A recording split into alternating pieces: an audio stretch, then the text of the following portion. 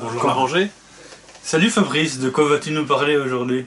De quoi vas-tu nous parler aujourd'hui? Non, nous allons parler de Mad Max Furiosa. Ouais. Et plus généralement, si on a le temps, de la saga de Mad Max. Ouais, voilà. Donc Furiosa, dernier film, les premiers films sans Max. Sans Max, il y a quand même une petite séquence où on le voit à côté de sa voiture, qui est le même plan que je crois le premier plan de Mad Max Fury Road. Oui, c'est ça. Il y a un lien entre Claire, puisque ça arrive, ça se termine en fait là où commence Fury Road, quoi. Ouais. Et j'ai vérifié, effectivement, ça commence, c'est exactement ça, quoi. Donc oui. Mais bon, globalement, c'est un film de 2h30, sans Max pendant 2h29. Donc Furiosa n'est plus jouée par Charlize Theron. Elle est jouée par Anya Taylor-Joy. Ouais. Non, allez, à 2 tiers. Il y a un tiers où elle est gosse, quoi. Comme tu dis, la gosse, ils ont essayé qu'elle ait certains traits d'Anya Taylor-Joy. Oui. Et je crois qu'à un moment donné, Anya Taylor-Joy, ils ont essayé qu'elle ait certains traits de Charlize Theron. Mais donc, c'est une préquelle à Fury Road. Ouais. Où on rentre sur le personnage de Furiosa. Ouais. Plutôt, on voit presque l'ensemble de sa vie, quoi, depuis qu'elle est gosse. Et comment est-ce qu'elle en arrive à être une des lieutenants de l'Immortal Joe.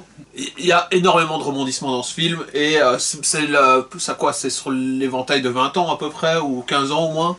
Elle partage pas mal l'écran et le côté star avec d'autres, quoi, dedans. Je trouve que c'est moins centré que dans les films Mad Max 1, 2, 3, tu vois. Fury Road était déjà un Mad Max avec Max, mais où il partageait pas mal le truc, puisqu'il passe les 3/4 du film avec une muselière et un prisonnier à peu près. Tandis que dans Furiosa, même si elle n'est pas prisonnière tout le temps ou quoi que ce soit, il y a beaucoup d'autres personnages qui interviennent dedans et qui qui sont développés, quoi. Et je crois que c'est une des forces du film d'ailleurs. Moi je l'aurais même presque, tu vois, titré pas Mad Max Furiosa. Parce que c'est peut-être, je vais rentrer après, mais c'est pour moi peut-être une des polémiques du film, comme tu dis.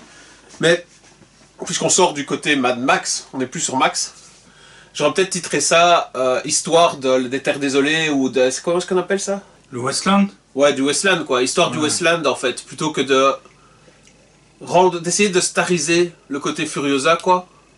Qui, moi, m'avait donné un a priori négatif. Moi, j'étais pas trop partisan de ça, et une fois le film déjà commencé, ça se voit assez vite en fait, et j'étais agréablement surpris, c'est pas justement centré sur elle, ou uniquement centré sur elle, et que c'est beaucoup plus large que ça, quoi. Et je crois que c'est pas mal du tout que ce soit mis comme ça en tout cas. C'est l'histoire de la vie de Furiosa qui arrive d'un endroit pacifique et plein de vie, qui est faite prisonnière par Dementus. Et qui le déteste, et qui arrivera pendant toute l'histoire du film, c'est un peu son affrontement avec Dementus, mais elle passera donc dans le camp de Immortal Joe. Dans le Westland, ce sont des différentes places fortes qui permettent de survivre au désert, aux terres désolées. Dementus va réussir à conquérir, qui est d'abord un seigneur de guerre itinérant, va réussir à conquérir Petroville, donc il va avoir la main mise en gros sur le pétrole, le gasoil, etc. Dementus, lui, a la main mise sur tout ce qui est vivre, sur l'eau principalement, et donc par conséquent sur les légumes et le lait et d'autres trucs. Et il y a encore une troisième plateforme un peu mineure qui est le truc des gâchettes, quoi. Enfin, je sais plus comment ça s'appelle, mais bref, sur la production d'armes, de balles, etc., quoi. Et donc c'est un peu l'histoire, c'est qui domine ces 3 endroits et en quoi Furiosa va réussir à changer la donne en fait dans les rapports de force, entre autres, quoi. Mais, et c'est là où je dis que ça se partage, c'est presque autant la vie de Dementus que de Furiosa, quoi, moi je trouve. En tout cas l'histoire de chef de guerre, en tout cas, confirmée de Dementus, que l'histoire de Furiosa, où parfois elle est carrément reléguée au second plan, comparé aux affrontements de Dementus ou de Immortal Joe entre eux et pour la domination de la zone, quoi. Est-ce que tu penses que... donc c'est une première question. On pourrait faire un épisode sur Dementus? Je dirais que non, mais que le film le permet. Parce que d'ailleurs, bon, sans spoiler, c'est parce qu'on s'en fout en fait de spoiler aussi dans un film comme ça, qui est quand même un film malgré tout, et il faut le dire dès le début, c'est un film de spectacle, quoi. C'est moins justement centré sur un personnage, c'est un film énormément d'action, comme le Fury Road. Ça reste un des premiers des grandes raisons d'aller voir un film comme ça. C'est si on aime le spectacle, le bitume, le côté action à gogo et un peu démente, tu vois, sans restriction. À la fin, ça se termine par une sorte de comparaison des vies de Dementus et de Furiosa qui ont partagé cette haine pendant longtemps. Et qu'il dit je suis toi, quoi, ou tu es moi, en fait, parce que lui aussi a un passé qu'on ne connaît pas, qui l'a conduit à devenir chef de guerre et à devenir on le connaît cinglé. On sait que il avait des enfants, une femme, et qu'ils ont été assassinés, quoi. Oui, mais on n'a pas vu ce truc, on n'a pas vu son enfance non plus, justement, etc. On pourrait faire un épisode sur Dementus, mais bon. Mais juste une chose encore, le film le permet aussi parce que pour moi c'est l'acteur, enfin c'est Chris Hemsworth qui joue Dementus, vole la vedette à Anastasia Joy. Je trouve que c'est aussi par ce qu'on leur fait jouer, hein, que son personnage est fantasque, il a une dimension, il est toujours sur deux registres à la fois, c'est-à-dire il arrive à être à la fois à demi cinglé, à demi sérieux, et aussi à garder une sorte de subtilité. On voit qu'à la fois il joue de sa folie et du truc pour dominer ses hommes, pour faire du charisme et tout. Mais donc en gros il y a beaucoup de choses, chaque scène où il est dedans exprime énormément de choses, alors que Anastasia Joy est beaucoup plus sur la réserve par son rôle, qui est aussi un peu semblable à celui influencé par celui avant de... C'était Charlize Theron, qui elle, naturellement, a un jeu sur la réserve. Ce qui s'est passé avec Furiosa, c'est que en fait, je crois qu'il a déjà écrit un nouvel épisode où il y aura la suite après Fury Road. de Tom Hardy. Donc pas sur Furiosa, mais sur... oui, puisqu'à la fin de Fury Road, il disparaît dans la foule et il repart faire ses aventures à lui, quoi. Il ne veut pas se lier à une... Je dis pas Mad Max, mais du nouveau Mad Max, parce que pour moi, il y a deux Mad Max. Il y a Mad Max Mel Gibson et il y a Mad Max... Et c'est vrai qu'il joue dans un registre différent. Hein. Mel Gibson, allez, on vient de parler de Dementus, il a un peu un côté Dementus, quoi. Dans ce qu'ils expriment, hein, je parle d'acteur Mel Gibson, il a un côté un peu cinglé comme ça, tu vois, un peu imprévisible, qui transpire dans son jeu. Et tu sais qu'avec Max, il y a une intensité propre qui est très différente du côté froid et plus calme et physique de Tom Hardy, qui est excellent aussi. Hein. Franchement, dans Fury Road, il était très très bien, mais ça dégage pas du tout la même chose que le Max de Mel Gibson, quoi. Ça, je suis entièrement d'accord. Petite anecdote que tu ne connais peut-être pas. En fait, Mad Max Fury Road, c'était un projet de plusieurs années, qui s'est pas fait tout de suite. Donc il aurait pu se faire avant. Et qui était prévu pour faire Mad Max, à ton avis? Attends, je réfléchis. Hein. Pas Will Smith? Non. Je pense qu'il est australien. Oui, un acteur australien. Ah, celui de Gladiator. Non. Bon, je vais te le dire parce que tu vas pas trouver. Ce n'est pas sur Russell Crowe, donc. Et ce n'est pas celui de Wolverine, non. Tu vas pas trouver. Non. Heath Ledger. Ah, carrément. Ouais. Heath Ledger était prévu pour faire Mad Max. Là, il y aurait eu un problème, le même que pour... allez, le gars qui a repris Batman avant... bon, on n'est pas d'accord là-dessus. Ouais.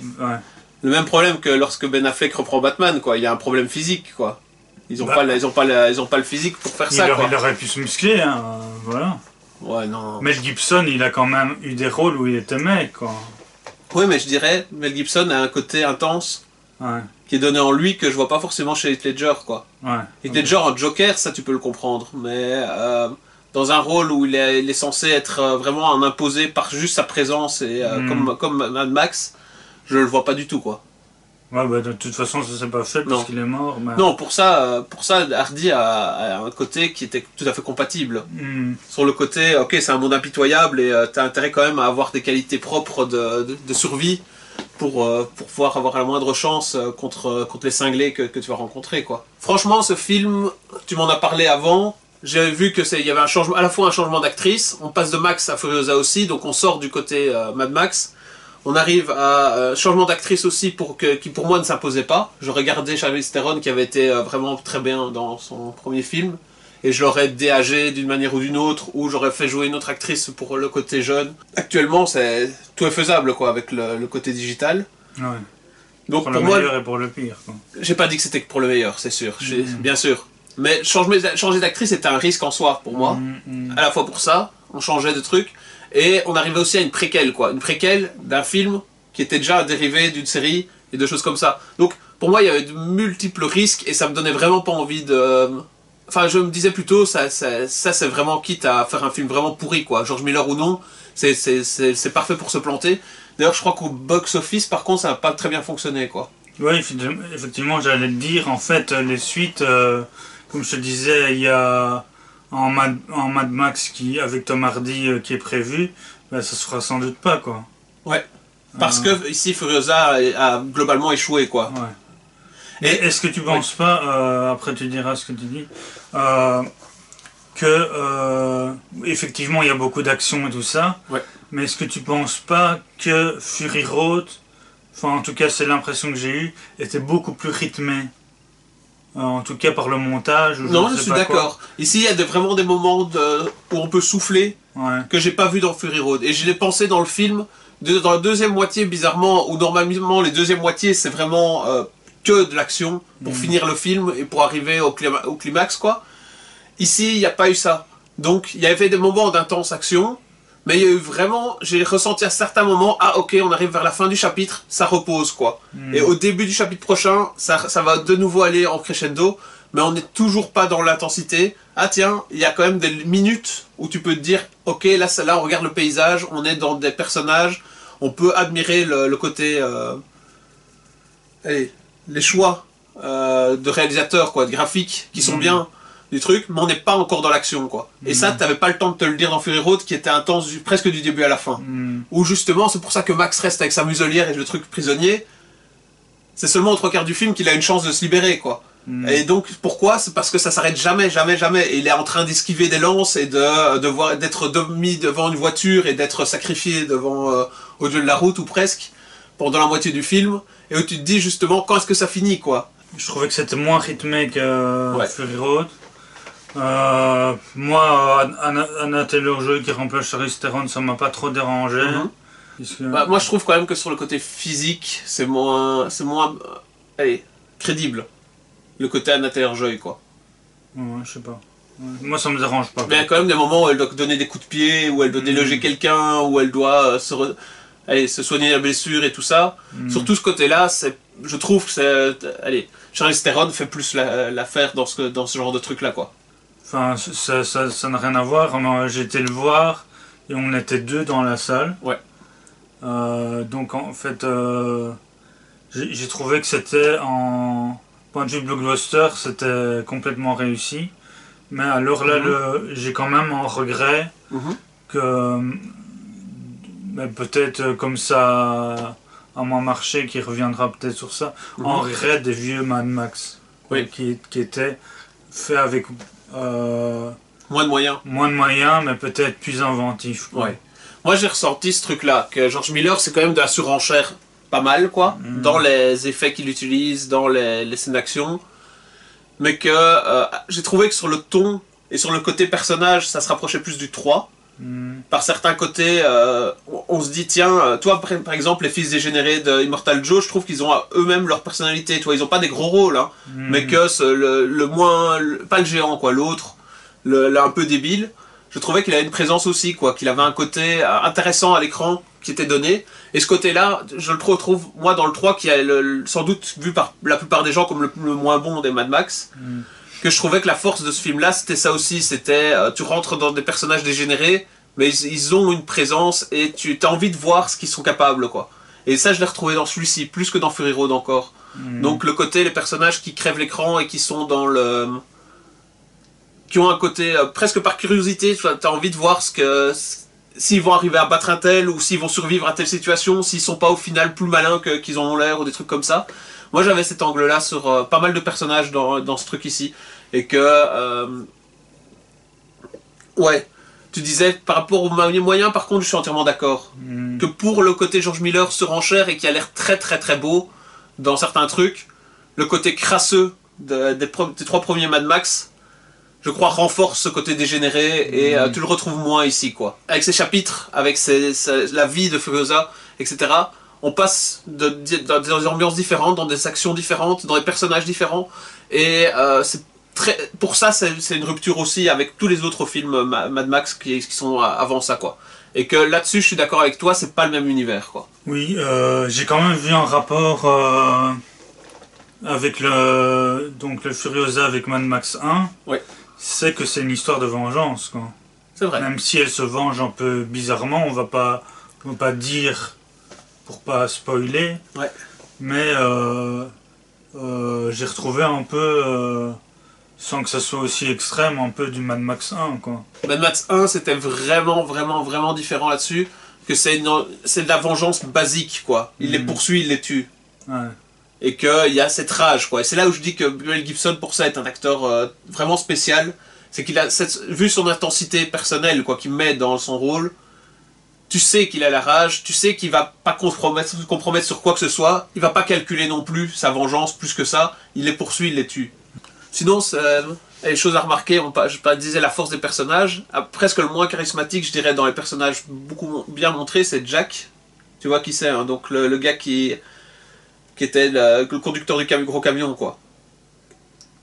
Celui avec qui elle fait un bisou, là. Voilà, avec qui elle se lie. Bah, lui est le personnage le moins charismatique qui est montré, et c'est presque un simili Mad Max de l'ancienne, quoi. Moi, j'ai eu l'impression que c'était presque un raccrochage à Mad Max, quoi. Qu'il était censé représenter le Max de ce film-là, quoi. Jack Max. C'était censé être le gars un peu, quand même froid, qui sait ce qu'il fait, et qui est au milieu de la folie, qui est capable de garder enfin, qui l'emporte parce que simplement il est pas dingue, quoi.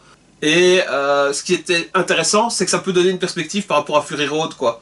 Qu'elle a déjà connu ce personnage, elle était presque en train de tomber amoureuse du gars, et dans le film suivant, quoi, dans Fury Road, dans son futur, elle rencontre de nouveau un gars comme ça, elle lui fait aucune confiance, elle a pas envie de revivre ça, quoi. Elle se lie pas du tout en fait avec lui. C'est seulement à la toute fin, en gros, que parce qu'ils ont survécu ensemble et qu'ils se sont quand même aidés, qu'elle a un respect pour lui, quoi.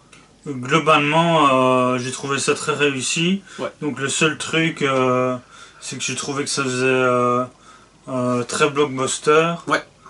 Et aussi, mais ça va pas se faire à cause que le film a eu moins de succès que Fury Road. Avec notamment la fin où on voit où il résume ce qui s'est passé dans Fury Road, t'as l'impression qu'il pourrait faire, comme t'as dit, t'as dit une série, mais moi je pensais à d'autres films, d'autres spin-offs, et ça j'ai trouvé que c'était Mais qui serait adapté, puisque justement quand tu fais des personnages forts, t'as la possibilité d'en faire des spin-offs, quoi, et là-dessus ça le permet, quoi, oui. Oui, c'est vrai. Je crois que c'était la visée, quoi, peut-être d'étendre l'univers. Ouais, ça m'a fait un peu penser même à des séries que j'aime bien, mais je trouve qu'ils font ça un peu à tire-larigot. Des séries BD comme Torgal et 13 que t'as moins, de faire, qui sont déclinés en 4 ou 5 de faire des suites, des spin-offs. Là je trouve que c'est un procédé qui me dérange un peu, quoi. Et ça, je l'ai ressenti, tu disais blockbuster et c'est adapté, je trouve. Il y a quand même des moments dans le film où je me suis dit, ok, le film est bien foutu, mais ça reste, comme je t'ai dit du début du spectacle, du pur blockbuster. J'ai ressenti ce truc-là aussi, quoi. Plus encore que Fury Road était peut-être plus risqué d'une certaine manière. Avec celui-ci, me faisait plus penser à, ouais, ok, il faut cette séquence-là, ça va enchaîner à ça, ça va se terminer comme ça. Il y a beaucoup de twists dans l'histoire, mais malgré tout, ça reste du pur blockbuster, quoi. Ça, je l'ai ressenti plus dans ce film-ci, effectivement. Et là, je suis d'accord avec toi. Parce que, en fait, Mad Max 1, donc ça date de 80, je pense. Ouais. C'était un peu dans... donc c'était un film à petit budget. Ouais, très petit plutôt. Ouais, et Mad Max 2 a eu plus de budget. Mais Mad Max 1, c'était un peu en film dans l'espèce de nouvelle vague australienne. C'est ça.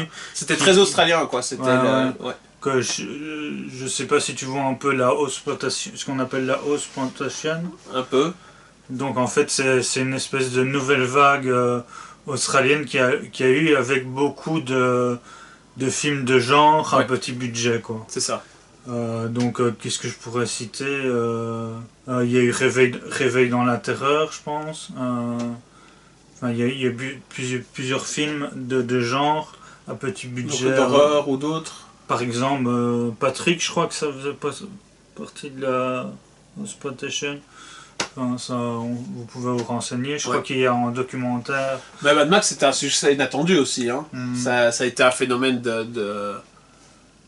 allez, à l'époque, quoi, mais qui était au début un peu anonyme par le fait que c'était... c'était pas super connu directement parce que c'était un film australien, que c'était petit budget et que c'est seulement quand on a vu le résultat qu'en gros ça a pris et ça a pris des proportions, quoi. Mais c'était pas du tout prévisible. Ouais, et peut-être...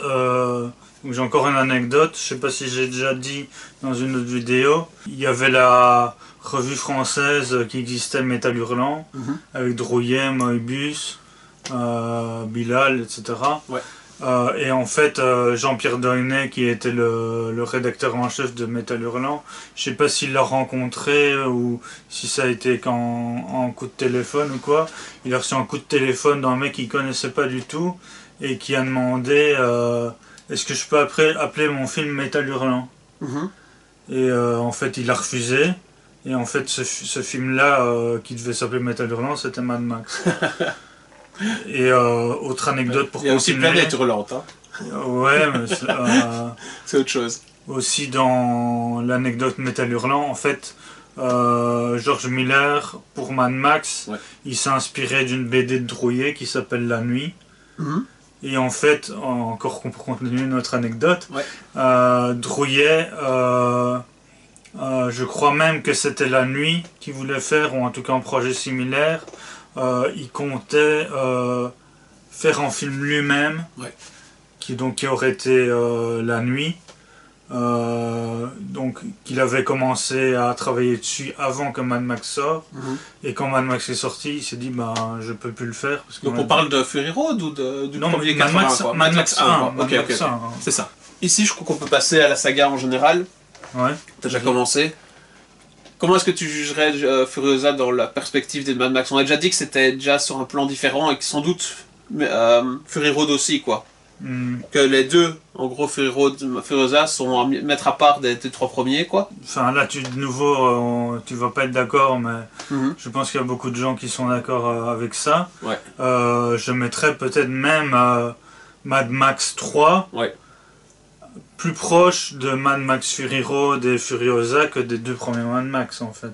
Dans les deux premiers Mad Max, il y a un côté un peu punk, un peu comme tu disais crasseux, et que notamment Mad Max 3 avec les enfants et Tina Turner, ça faisait plus hollywoodien, quoi. Plus hollywoodien, et je crois qu'il y a une différence aussi, et tu as raison, que si tu rapproches de ça, il n'y a que dans le 1 et le 2 où tu as l'impression sans espoir du truc, et où t'as le côté, le monde est de toute façon voué à être foutu complètement, quoi. C'est-à-dire, non seulement la société c'est délité, mais en plus tout ce qui survit, c'est un peu comme dans Ken le Survivant. C'est-à-dire, c'est le côté, on a à se battre pour les dernières ressources, mais de toute façon c'est foutu. Donc, dans le 3, et dans Fury Road, et dans Furiosa, il y a la perspective, ok, le monde est foutu. Enfin non, pas le monde est foutu, le monde c'est détruit, mais on est en train de reconstruire des trucs. Et Dementus le dit même dans Furiosa, je suis obligé de faire peur, je suis obligé d'être le chef, c'est comme ça qu'on survit. Mais il y a le côté presque d'espoir, dans le 3, autant dans le 3 c'était déjà présent, il y aura un avenir en fait, à ça, et la société continuera et va peut-être à un moment redémarrer sur des nouvelles bases, des bases sans doute plus cruelles au départ, ou des bases, des trucs, mais il y a des endroits précis où ça marche. Alors que ça, c'est pas présent dans les deux premiers films. Donc là-dessus, je te dirais oui. Et moi, j'ai vu aussi, comme je t'ai dit, des liens, enfin plus de rapports entre le 3 et Furiosa, quoi. Donc je serais assez d'accord au final, même si l'ambiance, enfin non, la façon de filmer du 3 et de Fury Road sont très différentes. Qu'on parle des premiers Mad Max, est-ce que tu as un petit mot à dire sur la carrière de Mel Gibson, ou c'est quand même le rôle qu'il a fait connaître? Bah oui. Est-ce que tu as un mot à dire sur sa carrière qui est un peu où il a fait des choses très très différentes, quoi? Ouais. Bah je crois que c'est le côté de Mel Gibson qui est enfin c'est son meilleur, un de ses meilleurs rôles déjà. Que je crois que s'il avait pas eu ça, il aurait pas pu faire, tu vois, le truc de policier là qu'il a fait. L'arme fatale, quoi. Le rôle de l'arme fatale, il y a un côté Mad Max dedans, quoi. Et que même si c'est plus hollywoodien, il y a un côté, ok, on joue quand même sur le côté, enfin sur son aspect dingo, quoi. Sur le côté, il est imprévisible et il ne respecte pas les règles, il arrive toujours à ses fins, etc. C'est une poursuite un peu du personnage Mad Max, quoi. Moi, je le trouvais moins intéressant dans des films, dans des rôles plus calmes, quoi. Mais comme acteur, qu'est-ce que tu pourrais me dire d'autre comme film? Parce que j'ai vu Ce que pensent les femmes ou des trucs comme ça. C'est ce film-là que je pensais. Ben voilà, moi je le trouve pas terrible comme film, quoi. C'est pas inintéressant, mais c'est très hollywoodien, nouveau, et c'est pas très incisif, quoi. Ça fait pas enfin, c'est un film grand public, quoi, presque. Comme tu parlais de réalisateur. Tu trouves que quand il fait Braveheart, tu crois qu'il a été influencé par George Miller ou pas du tout? Non. Ok. Non. Là, je trouve plus le côté historique. Non, je vois aucun rapport là-dedans, mais c'est le côté pseudo-historique. Tu vois, comme on a vu après, et on en a parlé, c'était quoi? Napoléon, on avait discuté en off de Napoléon. Scott. Voilà, pour moi c'est un peu la même chose, c'est-à-dire c'est la réinterprétation historique, quoi. C'est très très très largement interprété et c'est globalement tout ce qui... Enfin, pas tout, mais c'est sur des faits réels.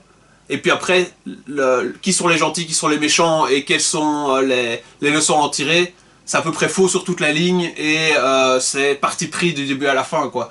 Et que c'est pas de l'histoire à ce moment-là, c'est un contexte historique, mais qu'il faut absolument pas prendre ça comme un enseignement de quoi que ce soit, quoi. C'est du spectacle.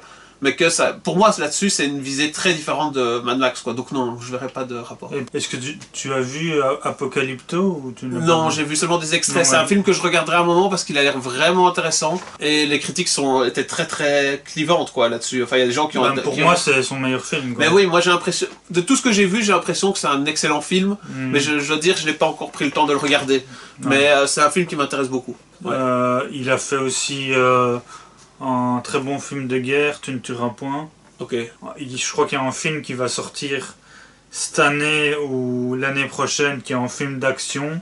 Je sais pas si ce sera mieux qu'un film d'action ou pas. Il compterait réaliser L'Arme Fatale 6.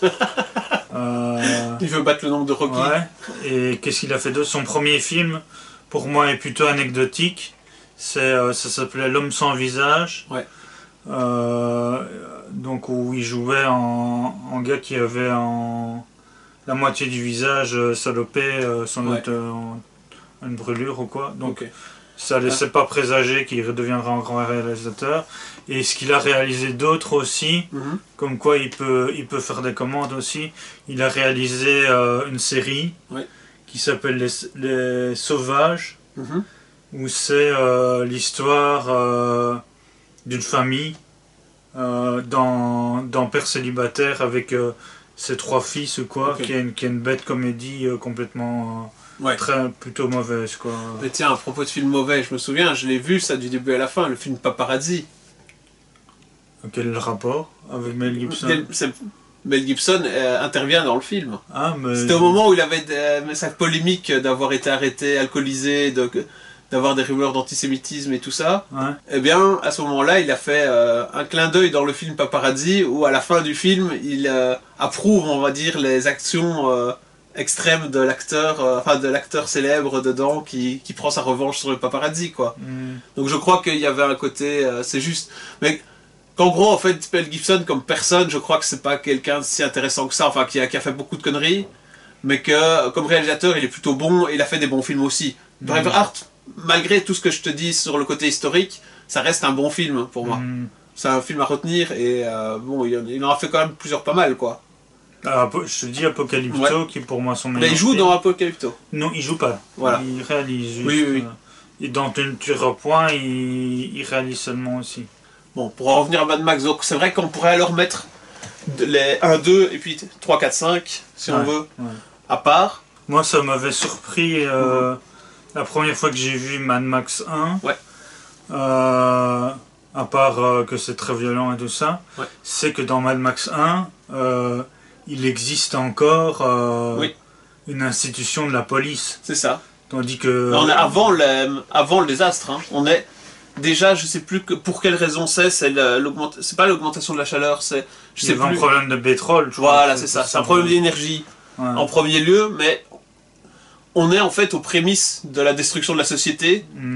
Mais on voit qu'il y a déjà aussi, tu vois, les bandes de motards et autres, qu'en gros, la société est déjà complètement... Et c'est ça le message du film aussi, c'est que même déjà avant la chute, il y a déjà la sauvagerie est déjà là en fait. Et qu'il y a déjà le côté, ça se sent quoi, dans ce pays qui est en gros l'Australie, mais qui là n'est pas nommé quoi. Le talent de Max à tuer des gens, à conduire et à survivre, on est dans un monde vraiment... je dirais, comme je te disais, comparable à celui de Ken le Survivant, quoi. Mais Ken le Survivant, ça date d'après Mad Max, hein, je pense. Donc ça a sans doute été influencé par Mad Max. Sans doute. Mais je le mettrais ensemble, quoi.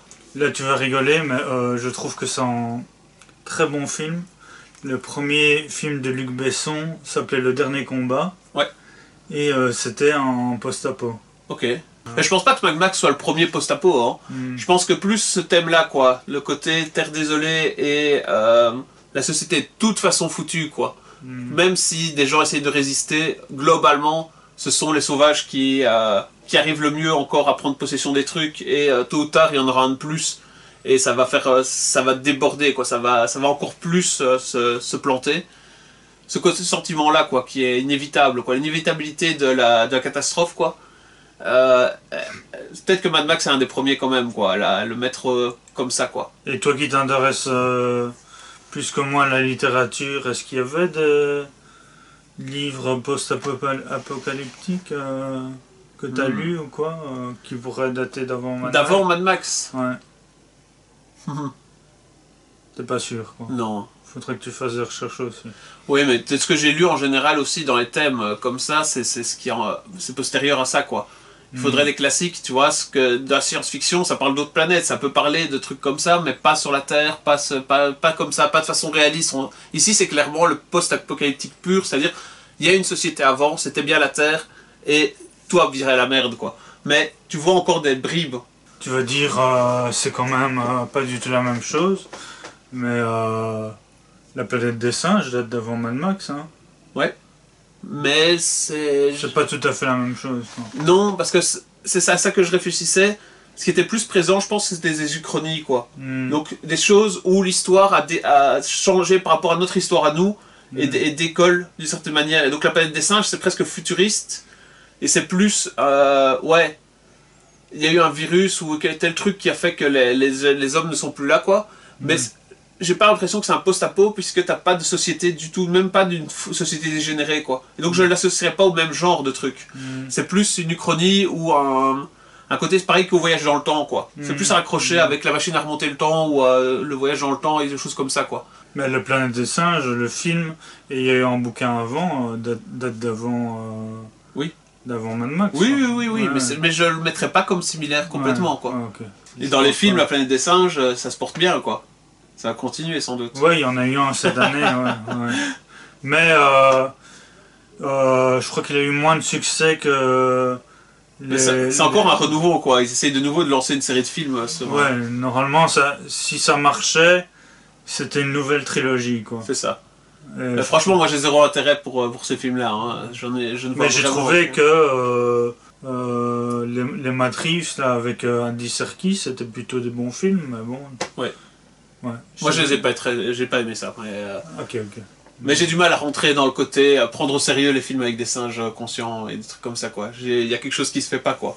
Même le vieux avec Charlton Heston, t'as pas aimé? Si. Ça oui. Ceux-là oui. Mais c'est le scénario original de La planète des singes en fait. Et là-dessus c'est encore différent, je trouve. Mais bon, c'est qu'on n'est pas dans l'histoire en fait de Chef de guerre. Là ils essayent de faire du Mad Max avec des singes, quoi.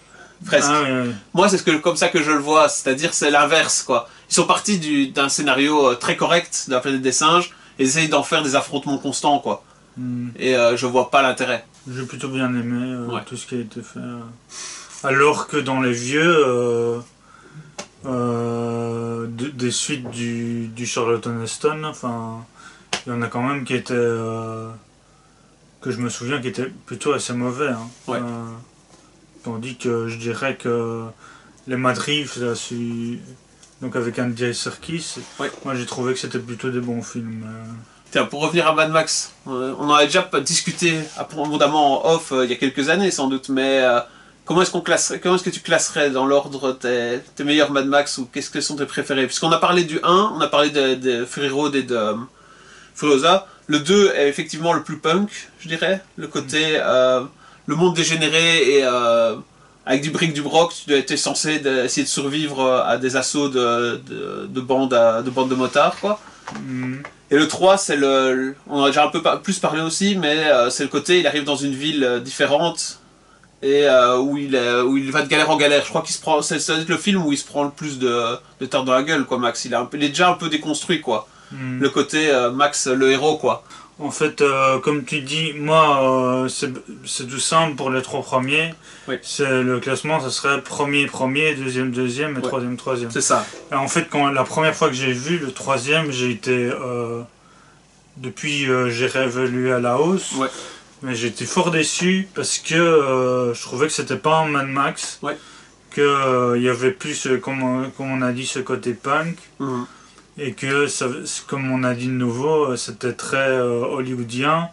Et comme certains avis que j'ai vus sur internet, c'est un peu Mad Max qui rencontre les Goonies, quoi. C'est ça qu'on... C'est presque, ouais.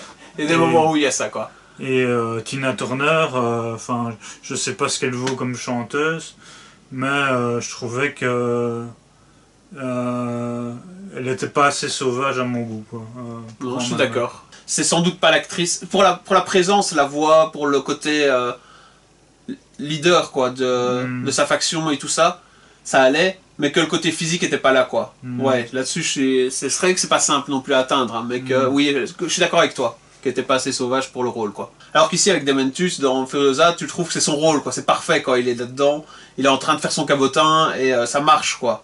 Il y a un côté, tu sais qu'en fait, il est prêt à arracher des yeux s'il y a besoin, quoi. Et est-ce que tu t'en souviens, ou que je parlais qu'elle était chanteuse, est-ce que le générique de fin de Mad Max 3, c'est pas une chanson de Tina Turner?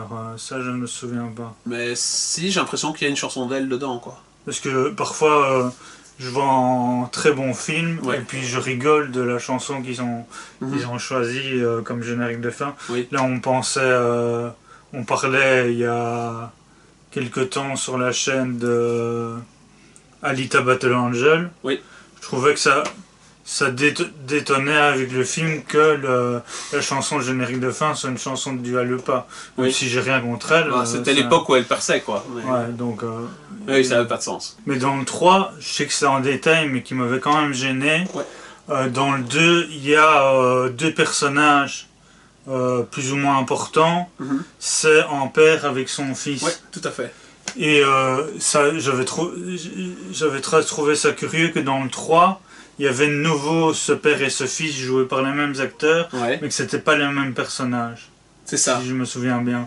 Et ça m'avait dérangé, quoi. Et t'as raison, et je crois que c'est un peu merdique. J'avais trouvé que dans le 2, aucun des acteurs, à part Max, n'était vraiment avec un charisme suffisant pour que je me prenne vraiment à leur advenir. J'ai trouvé plus chiant, quoi. En fait, Mad Max 2, c'est plutôt le préféré de la majorité, quoi. Oui. Sur le déroulement de l'histoire, je crois que ça c'est un des mieux menés, quoi.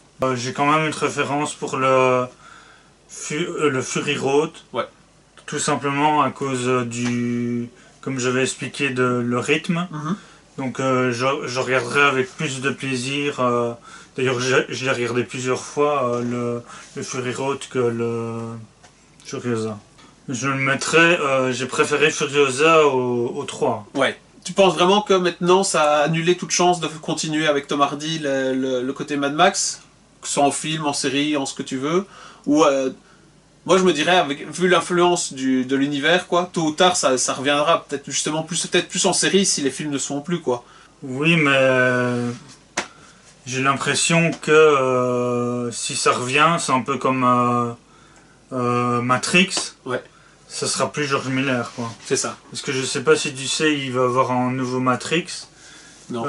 En fait, donc il y a eu les 3 premiers. Ouais. Réalisé par les frères ou les sœurs Wachowski. Il y a eu le 4e réalisé par une seule des sœurs. Et il y a le 5e qui est prévu, qui sera réalisé par Drew Goddard. Okay. Je sais pas si tu vois qui c'est. Bon, rapidement, en fait, il a réalisé un très bon film qui s'appelle La cabane dans les bois, qui commence un peu comme un Evil Dead, mais avec une certaine mythologie Lovecraftienne, quoi. Ouais. En fait, il a commencé comme scénariste de série Buffy et Smallville, quoi. Enfin, d'accord. Buffy est sans doute meilleur. Ouais, oui, oui. Mais tout ça ne rapproche pas beaucoup de Matrix, quoi. C'est quand même lui qui a été choisi, quoi. Ouais. Je pense en ayant vu La cabane dans les bois, mais c'est pas lui qui a scénarisé. Hein.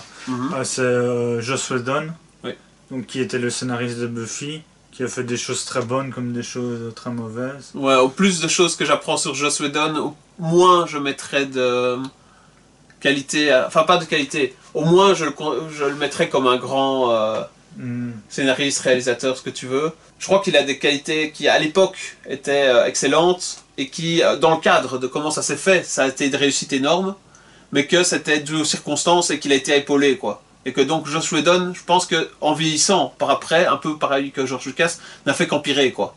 Il y aura le 5e Matrix qui arrive. Ouais, donc réalisé par Drew Goddard. Ouais. Et tu penses que ça a un sens de continuer le Matrix ou déjà le 4 est un commentaire plus sur le 3, sur les 3 premiers que vraiment une suite et que est-ce qu'il y a vraiment encore un univers à développer ou En fait, je sais pas. Je sais même pas si Keanu Reeves est de la partie ou quoi. Déjà, s'il n'y a pas Keanu Reeves, je crois qu'il y aura déjà peu de chances que ça réussisse, quoi. Je sais pas, parce que par exemple, John Wick, je pense parce qu'il y a Keanu Reeves, il va avoir il y a une série, je crois qui n'a pas trop marché, et il va avoir un spin-off avec Anna de Armas comme héroïne. Ouais, mais j'y crois pas non plus, tu vois. C'est une bonne raison d'aller le voir. Peut-être que celui-là, il y aura encore des gens qui iront le voir, mais que ce soit une réussite, j'y crois pas, quoi. Déjà, les John Wick en soi, est-ce que ce sont des réussites, soit ce sont des films qui ont énormément marché, quoi. Mais c'est du blockbuster pur. Je trouvais quand même qu'il y avait un côté sympathique dans le fait de rendre plus ou moins hommage aux films de chinois. Oui. Qui eux étaient vraiment... pour moi, il y a certains films hongkongais qui sont des chefs-d'œuvre. Mais je suis d'accord, hein. On en a vu quelques-uns. Je pense à la Rage du Tigre, je sais pas si tu l'as vu. C'est possible. Donc, mais je suis d'accord. Pour John Wick, je pensais plutôt au film de sabre. Oui. Et au film... Art martial, donc. Oui. Et effectivement, mais ça, on en parlera peut-être une autre fois. Il y a eu beaucoup de polars hongkongais excellents pour moi. Là, il a été vraiment annulé ou c'est très compromis pour la suite avec Tom Hardy? C'est compromis, quoi. Compromis. Moi, j'ai quand même l'impression que ça, même malgré l'échec de Furiosa, je pense que ça va se faire. De la même façon que, tu vois, à l'époque, Han Solo a foiré dans les Star Wars, ça n'a pas empêché de continuer les spin-offs, quoi.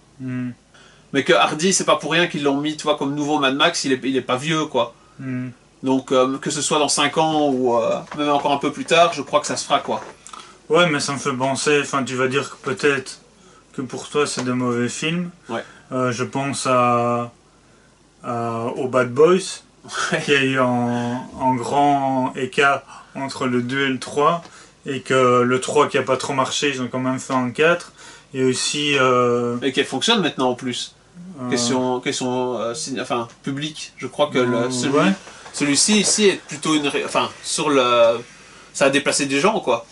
Ouais, je pense aussi à une autre franchise, le flic de Beverly Hills, où il y a un 4ème qui est sorti, qui est sur Netflix. Ok, je savais pas. Qui est pas sorti. Et c'est toujours avec c'est toujours avec Eddie Murphy. Ouais.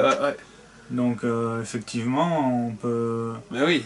Les franchises ne meurent jamais, quoi. Mais dans les perspectives cinéma actuelles, oui. Je crois qu'ils peuvent pas se le permettre parce qu'ils n'ont pas de scénario originaux. Et aussi, ils veulent plus, quoi. Cette année, il y a Gladiator 2 qui va sortir. Ouais. et qui a l'air d'être calamiteux, quoi. Enfin, c'est mon idée. Oh, moi, je trouve que je le verrai sans doute au cinéma, en fait, parce que c'est du grand spectacle. Mais c'est ça. Je dirais que je mets une réserve. Ça m'intéresse pas, mais je crois que j'ai peut-être le même a priori exactement que pour ici Furiosa, où ça me donnait l'impression que il y avait rien qui marchait dans l'intérêt du film, quoi. Qu'il y avait rien qui me poussait à me dire que ça pourrait être une réussite ou qu'il y avait quoi que ce soit de bon dedans, et au final j'ai été quand même franchement bien aimé le film. Ici peut-être que Gladiator 2 c'est la même chose, c'est-à-dire que les changements d'acteurs, le changement de thème, le changement de tout ce que tu veux, me donne l'impression que ça vaut vraiment pas la peine, mais qu'au final le film soit quand même bon, quoi. C'est pas une fatalité non plus, quoi. Tu peux changer beaucoup de choses et quand même arriver à faire un bon film, donc oui, peut-être que je serai, quand je le verrai, je serai aussi surpris, quoi. Même, je dirais la différence là-dedans quand même, c'est que Gladiator 1, je l'ai pas beaucoup aimé, quoi. Tandis que les Mad Max Fury Road, j'ai énormément aimé. Moi, quand c'est sorti, j'étais jeune, j'avais adoré. Ouais. Gladiator, je parle.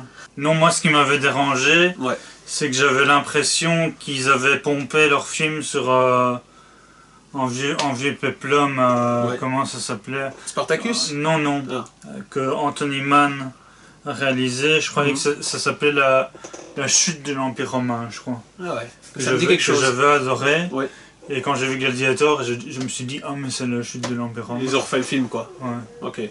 Ce qui est bien possible. Ouais. Mais voilà, pour la raison que l'histoire, je veux dire, encore plus l'histoire romaine, faite par des Américains, j'ai beaucoup de mal, quoi.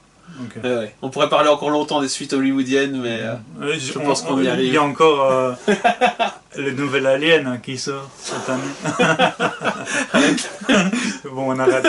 Pitié. Merci Larranger. Merci Fabrice.